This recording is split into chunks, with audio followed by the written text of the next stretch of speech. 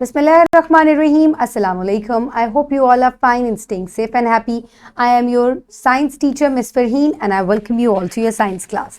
My dear students, as you know that we are on chapter number 2, microorganisms, and today I will deliver its 9th lecture. So my dear students, let's quickly recap what we did in the previous lecture. Listen to the questions very carefully, pause the video and then answer them.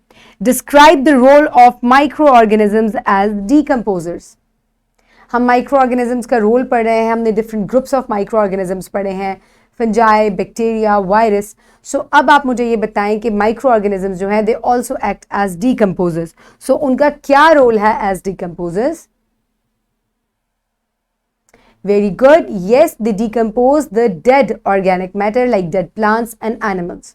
They break down them into very small particles and then this breakdown returns back to the soil.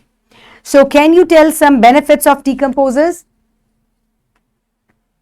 ये nutrient cycle जो है उसको continue रखते हैं. For examples, when the animals and plants they die, they become the part of the soil. How they become the part of the soil and provide nutrients to the new growing plants? That the decomposers which are already present in the soil, they break down these dead animals and plants, and this is how the nutrients become a part of the soil again, and new plants can grow from this soil. So my dear students, in today's lecture, students will be able to highlight the role of microorganisms in decomposition and discuss its harmful and beneficial effects. So my dear students, on this we will make a project today. So, but before that, let's have a look at the Islamic perspective. I swear by what you see and what you do not see. So now let's move forward towards the pre-reading question. Quickly tell me, have you ever observed any rotten fruit? क्या आपने कभी कोई गले सड़े fruit को observe किया है? Of course आपने किया होगा, क्योंकि माइक्रो ऑर्गेनिजम्स जो हैं वो ओल्डर फ्रूट्स के ऊपर ग्रो करना शुरू हो जाते हैं. व्हेन दे बिकम ओल्ड तो उनके अंदर माइक्रो ऑर्गेनिजम्स की ग्रोथ स्टार्ट हो जाती है and they start feeding on such foods. So my dear students, now in today's lesson we will do experiment number 4. So here is this experiment. Quickly open experiment number 4 in your science 5 books, chapter number 2. I hope everybody has opened the page. So my dear students, find the role of microbes in the soil to degrade the waste you throw. So my dear students, हमने ज़मीन में जो waste product हम अक्सर फेंक देते हैं, dispose of करते हैं, वो कैसे जो है वो ज़मीन का हिस्सा बन जाता है, मिट्टी का हिस्सा बन जाता है. We will have a look at that. So let's look at the instructions and what is the material that is required for this experiment. Material required: soil, आपको मिट्टी चाहिए, वाटर, किचन वेस्ट, पानी चाहिए आपको, और आपके जो किचन का मुख्तलिफ वेस्ट होता है आपको वो चाहिए. इसके अलावा आपको प्लास्टिक और रबर मटीरियल चाहिए, आप शॉपिंग बैग्स यूज़ कर सकते हैं. Then take 3 jars, take marker, open air, और इसके लिए आपको 3 जार चाहिए. उन तीनों जार्स के अंदर आप मुख्तलिफ चीज़ें डालेंगे. एक में मिट्टी डालेंगे, एक में आप अपना किचन का वेस्ट डालेंगे जिसमें गले सड़े फलों के छिलके होते हैं, सब्जियों के छिलके होते हैं, पत्ती होती है, अक्सर चाय पीकर वो फेंकी जाती है. So they all you put it in 1 jar. और लास्ट वाले जार में आप ऐसी चीज़ें डालेंगे जो प्लास्टिक से बनी होती हैं, जैसे कि rubber, shopping bags. These all materials you will put in the last jar. Marker से हम इनको मार्क करेंगे. Now let's have a look at the procedure. Collect some kitchen waste. Arrange 3 jars and place them in garden or open air. अब आपको kitchen waste लेना है, उसके बाद 3 जार लेने हैं, उनको आपने अपने गार्डन में ओपन एयर में रख देना है. इसके बाद add some soil in jar 1. पहले जार में आपने मिट्टी डालनी है. Add kitchen waste in jar 2. Jar 2 में आप किचन वेस्ट जो है आपका गले सड़े फलों के छिलके, सब्जियों के छिलके, इसके अलावा पत्ती और मुख्तलिफ जो है आपके किचन का वेस्ट होता है, ये सब जो है आप अपने सेकेंड कंटेनर में डालेंगे. देन ऐड सम प्लास्टिक और रबर मटेरियल इन जार 3. और जो आपका लास्ट जार है, जार 3 है, उसमें आप प्लास्टिक और रबर जो मटेरियल है वो डालेंगे. So then what you will do is results and observations. Observe the material added in all the 3 jars after 1 week. 1 हफ्ते के बाद आपने इनको ऑब्जर्व करना है and continue the practice for consecutive 4 weeks. और आपने 4 हफ्तों तक इस प्रैक्टिस को जारी रखना है. Note the rate of decomposing materials in the chart. इसके बाद आपने इस चार्ट के अकॉर्डिंगली जार 1, 2, 3 जो है उनके अंदर 4 वीक्स तक जो है वो डीकम्पोजिशन जो है वो नोट करनी है. और आपने अपने आंसर को, ऑब्जर्वेशंस को इसी चार्ट में नोट करना है. Everyday science, think about how much waste we add to our ecosystem daily. How are we degrading our environment? How can we should overcome this situation? So my dear students, अब आपने अपना kitchen waste भी देखा और उस kitchen waste के अंदर आप देख सकते हैं कि कितनी चीज़ें हम ऐसी फेंकते हैं और ये कंक्लूजन के बाद आपको पता चलेगा कि कितनी चीज़ें हम ऐसी फेंकते हैं जो कि डिकम्पोज नहीं होती.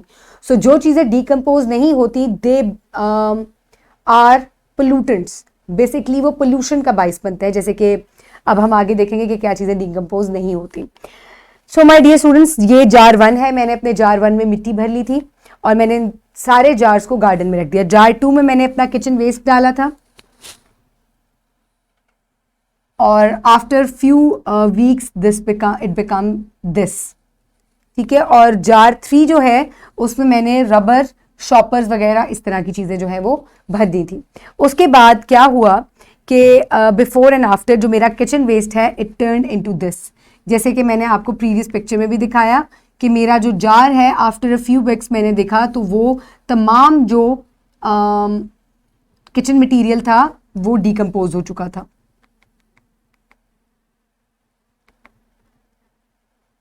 सो माय डियर स्टूडेंट्स, जो रबर था, रबर डिकम्पोज नहीं हुआ. It remain the same. उसको कोई इफेक्ट नहीं हुआ. वो 4 हफ्ते क्या वो 100 साल भी पड़ा रहेगा तो it will remain like this. So इसका मतलब है कि plastic and rubber they do not decompose. Bacteria और जो हमारी सॉइल में प्रेजेंट होता है, जो डिकम्पोजर्स हैं वो उसको डिकम्पोज नहीं कर सकते. मिट्टी भी एज इट इज़ रही थी, इट डिज नॉट चेंज. लेकिन जो किचन मटीरियल था it change into mud like thing. मिट्टी की तरह की एक चीज़ जो है वो उसमें चेंज हो चुका था. सो इस तरह हमें पता चलता है कि बहुत सी जो हमारे किचन वेस्ट में या चीज़ें जो हम फेंकते हैं जैसे कि शॉपिंग बैग्स वगैरह, they do not decompose and they cause pollution to our environment. So my dear students, you can download this worksheet for practice from the description box below this video, or you can get it in print form by your teacher. So write down your name and your class, and then what you will do is find the role of microbes in the soil to degrade the waste you throw. So आपको यहाँ material required लिखना है इस experiment के लिए और आपको procedure जो है वो note करना है, and after that you will also record your observations underneath it. Okay, so this is how you will fill this worksheet for the practice. Next is for evaluation. What happens when you leave some food on the kitchen slab for a few days? It will start decomposing because microbes starts growing on it and they decompose it. So how many steps are there in the procedure? There were almost 5 steps in the procedure. Okay, then name the material required for the experiment. कौन कौन सी चीज़ें हमें required थी? हमें jars required थे, kitchen waste required था, markers required थे, soil, water, rubber. These were the materials that were required for this experiment. So my dear students, for homework you will perform experiment 4 at your homes and keep the jars outside in open air. So my dear students, in today's lecture we have learned that by performing this experiment you will able to identify the role of microbes in the soil to degrade the waste you throw. तो हमें इस experiment के बाद ये पता चला कि हम जो मटीरियल फेंक देते हैं वो कैसे जो है वो मिट्टी का पार्ट बनता है, because the decomposers decompose it, degrade it, and then it becomes the part of the soil. So my dear students, I hope you have enjoyed today's lecture. In the next lecture we will discuss about the advantages and disadvantages of microorganisms. Until then, keep everybody around you safe. Have a good day. Thank you so much and Allah Hafiz.